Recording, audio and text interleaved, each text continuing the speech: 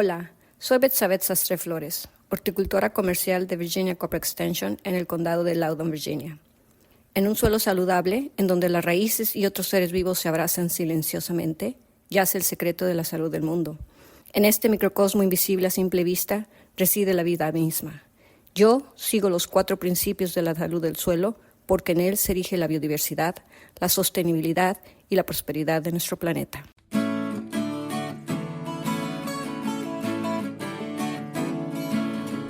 3, 2, 1. We have liftoff. Hey, everybody. Jeff Ishii here with another episode of For the Soil, a conversation, along with my co-host, Dr. Eric Benfelt, Virginia Cooperative Extension, Community Viability, as well as Mary Sketch Bryant with the Virginia Soil Health Coalition. Hope you appreciated that special introduction by Beth Sashspray. Does an excellent role with Virginia Cooperative Extension, knows a lot about soil health, and we appreciate that special introduction in Spanish. Dr. Benfelt, would you introduce our special guest today? Yes, Jeff and Mary, we're very pleased to have Tim Ohlwiler with us. Tim serves as an extension agent in Fauquier County based in Warrenton, and he's an extension agent for horticulture, serving both commercial and residential needs there in the region. And Tim brings a unique background of experience with orchards and berries, landscapes, cut flowers, and have worked with Tim on soil health at different times. And Tim also serves on the Fauquier Education Farm Board of Directors and was recently recognized as the 2023 Friend of 4-H in Fauquier County. So welcome, Tim. And if you could tell us a little bit more about your background and interest in soil health, that'd be great. Sure. Thank you, Eric. It's good to be on. I grew up out west for the most part, in the deserts of the Mountain West, and that's where I was introduced to horticulture and growing things, and kind of cultivated my love of plants. And then, anyway, my dad was military, and we ended up on the East Coast, and I went to school in Virginia and got stuck out here. But anyway, it's been a good journey. And with Extension, I came to Extension a little over 15 years ago, after teaching middle school agri-science in Fauquier County for 5 years. And anyway, it's been I work mostly with, as you said, the home horticulture world, primarily with the Master Gardener program, and then I work with the commercial industry, which includes tree fruit, small fruit, vegetables, kind of that world. So, Tim, if you could, give us a little bit of background about the area that you operate in, Fauquier County. Some of our listeners might not be familiar with that area of the Commonwealth of Virginia, and they're thinking, row crops and aquaculture, and they're thinking tobacco. I mean, Virginia is a very diverse state, but fill us in on what your area is like. Kind of paint that landscape for us. yeah, so we have we're about 45 miles west of Washington, D.C. We stretch from the Blue Ridge Mountains down into the Piedmont for 20-something miles. And anyway, it's a long county. And, we grow on the kind of the hillier parts of the county up towards the Blue Ridge. We're growing a lot of tree fruit, and there's a thriving grape growing industry there. There's also, a lot of cattle being raised and hay being produced as well. And then as you kind of migrate south in the county, we have a very strong dairy industry that's wrapped around the transport links that take food into the city. And then, there's some row crops that complement that industry as well. And then, there's some fruit and vegetable growers that are kind of doing stuff to complement the local food movement and selling into the city and selling direct to consumers and things like that as well. And Tim, you mentioned that you mentioned tree fruits and vineyards. and would be interested kind of, what soil health looks like on those landscapes. I'm used to working with a lot of corn and soybean producer. You're planting every year. It's a very different management approach, but would be interested how you approach soil health on those more perennial landscapes. Yeah, so I mentioned earlier that I grew up out west, and in the West, we don't do this anymore, but when I was a kid, they would still till and plow the cherry orchards every year. It was just kind of like that was what they would do for weed control because they wanted to get as much water to the crops as they could. And so in Virginia, in the tree fruit industry, we're doing almost no soil disturbance once the trees are planted. And, we're sometimes concerned with, erosion and things that happen with the tracks where the tractors are running to run the spray rigs and the harvest equipment throughout the orchards. But we're not doing any intentional management of weeds or anything like that with tillage in an orchard situation.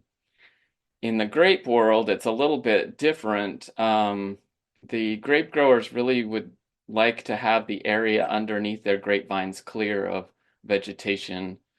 Both, tree fruit, it generally is larger, and so it can kind of manage the weeds by overshadowing them, and they're not that big of a competition. But with grapes, the fruit and the canopy is so much closer to the ground that we're concerned about weeds interfering with the ability of the spray rigs to operate efficiently around the grapes and for people to get in there and manage and things like that. So there's a lot of weed management that's happening there.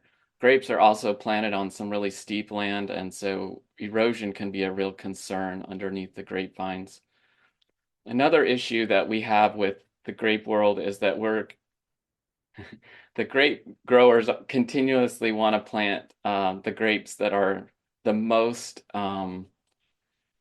closely related to the European grape varieties, and they are the least tolerant of our cold weather. And so they're always pushing the boundary of whether we can survive the winter here. And so a lot of our local grape growers will plant double trunks on their grapevines so that if we get a really cold winter, so they start seeing damage when we get below about 5 degrees. And then when we get below 0, we're really getting into the high likelihood of seeing damage on some of our cultivars of grapes. And so another thing that I've seen grape growers do actually is they will till the soil, like they will plow up a mound of soil over the graft of the grapevines so that if we were to have a really cold winter that winter, and the grapevines did die down, at least they would not die down below the graft union, and those grapevines would be able to survive the winter. And so then, then in the spring, they have to go through and pull all that soil back. But it's a lot of disturbance. It's a lot of, there's damage to the vines gets done inadvertently. It's very labor intensive, but all that. Anyway, that's a long answer to that question about soil disturbance in those two perennial crops. And Tim, between orchards and vineyards, what are you seeing as far as like cover crops, and then also with vineyards, the role of the actual soil type and the quality of the soil with the taste and flavor of the wines? What's emerging there? So the orchard growers, I'll just start with them.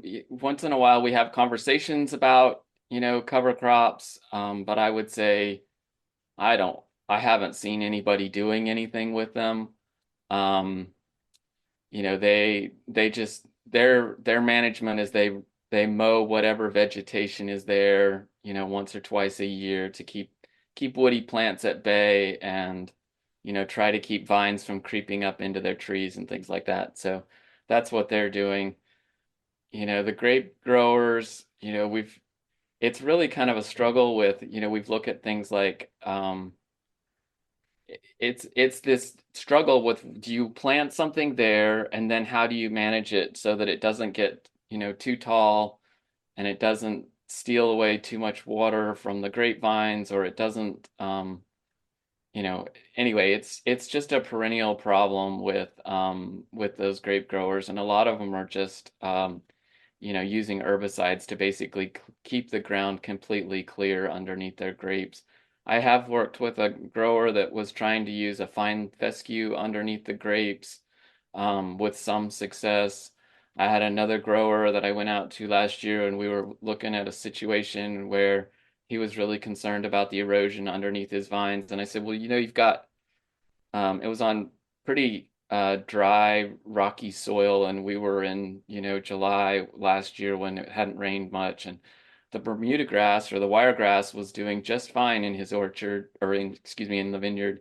And, it was conversation about, do you want to encourage this kind of grass here? This is probably the most traffic tolerant grass that you could put in this space, but it's also very aggressive, and, do you want to encourage it? So anyway, we haven't checked in again to see where that landed, but that was certainly a conversation we were having. We're talking today with Tim Ohlwiler with Virginia Cooperative Extension. And Tim, I'd like to pause here and kind of go back in history, if you will. I believe you told me before we started recording today that you at one time were an agri-science teacher, and I believe you taught 8th grade, which is in middle school. And I'd like to take you back to, let's kind of pretend that this is now the month of September. We're starting a brand new school year, and you've got a brand new class of students, and one of the first lesson plans is on soil health. Walk us through that lesson plan. Well, let me just say that first day I could not find the light switch to my new classroom, so that was the big challenge. It's very stressful, but anyway, we eventually found the light switch and were able to get started. But as we talked about soil and soils when I was teaching then, I don't know that we talked about soil health so much as just kind of the functions of soil as far as being a source of nutrients and a source of water, and for the plants that we were growing, and looking at soils as far as, sometimes soils are better for growing certain types of plants, and some soils are better for growing other types of plants. Did you have a school garden? We did have a school garden. I actually taught. So when I taught in the county, I taught at 2 different middle schools the whole time. So I was itinerant. I would start in the morning at one school, and then I would go to another school, and we had school gardens at both schools. So the administrations were always really supportive, and it was always a challenge to try and get 7th and 8th graders to pull some weeds and spend some time outside, but that was an enjoyable thing we got to do. I think the kids were always good about. We eventually kind of went to this system where we would give them each a little tiny plot of, a couple of square feet, and that seemed to be the most effective way to get them engaged, instead of one big, everybody goes out and weeds the class garden or whatever. But anyway. And Tim, do you still get to work with youth at all in your role with Extension? And if so, are you seeing an excitement around soil with young people? Yeah, so I actually get to work with youth quite a bit. We do, every year we do a 3rd grade farm tour in partnership with our local soil and water conservation district, and I usually get to teach the soils section. And we take a soil core and show them, several feet deep down into the soil profile, and they get to look at that. I ask them questions about, the soil core is laying on the side of the ground at this point. It's not vertical as it was in the soil profile anymore. And so one of the questions always fun to ask them is, which part is the top and which part is the bottom? And they, they know, because, well, they can see the grass at the top, but they also know, like, healthy soil, it's dark, and it's, they just get that. Even by 3rd grade, they've gotten that figured out, what healthy, good soil looks like. So I always find that fascinating. And with that, Tim, is there aspects that have really gotten the 4-H or the youth excited as they interact with the soil and nature in general? Well, I think anytime the instructor's excited, the kids will pick up on that energy. So, and I try to make it as hands-on as possible. Let's touch the soil. Let's, feel the difference between a sandy soil and a clay soil, and put that in your hands and smell it. That's another thing I often get the kids to do, is smell the soils and see what they smell. I tempt them to taste them, but they usually don't go for that bit. But anyway, it's fun. Eighth graders are pretty smart, they're not going to eat dirt because the teacher said so. Tim, it's been a real pleasure having you on this episode. We'd like to invite you to stay around and record a second episode of our podcast, For the Soil, a Conversation. Would you be willing to do that? Sure, we can see where it goes. Absolutely. All right. Well, great. Our guest is Tim Ohlwiler. He is with Virginia Cooperative Extension in Fauquier County, Virginia. And thank you so much for everything you do. We always tip our hat and we salute military veterans, but I like to salute school teachers and extension agents. They do a lot of stuff. So thank you for being with us, Tim. Thank you. It's good to be here. Our guest in this segment, and he will be returning in a couple of weeks for another segment with For the Soil, a Conversation, Mr. Tim Ohlwiler with Virginia Cooperative Extension. We've got just an extra moment. Would like to remind everyone of the website forthesoil.org. That is the digit for thesoil.org. And we have a brand new blog entry, How Farmers Markets Can Be For the Soil. And it'll walk you through the steps of a farmer's market and how they can be for the soil. By the way, National Farmers Market Week was celebrated just recently, and congratulations to the Charlottesville City Market. They were ranked the #1 farmers market in the Commonwealth of Virginia, the Charlottesville City Market. Congratulations to all farmers who participate in that particular farmers market. For the Soil, a Conversation is made possible with funding support from the National Fish and Wildlife Foundation and the Agua Fund. Other partners include the USDA's Natural Resources Conservation Service, Virginia Cooperative Extension, Virginia State University, Virginia Department of Conservation and Recreation, and partners of the Virginia Soil Health Coalition. Views expressed on this podcast are those of each individual guest. To download a copy of this or any other episode, visit the website forthesoil.org.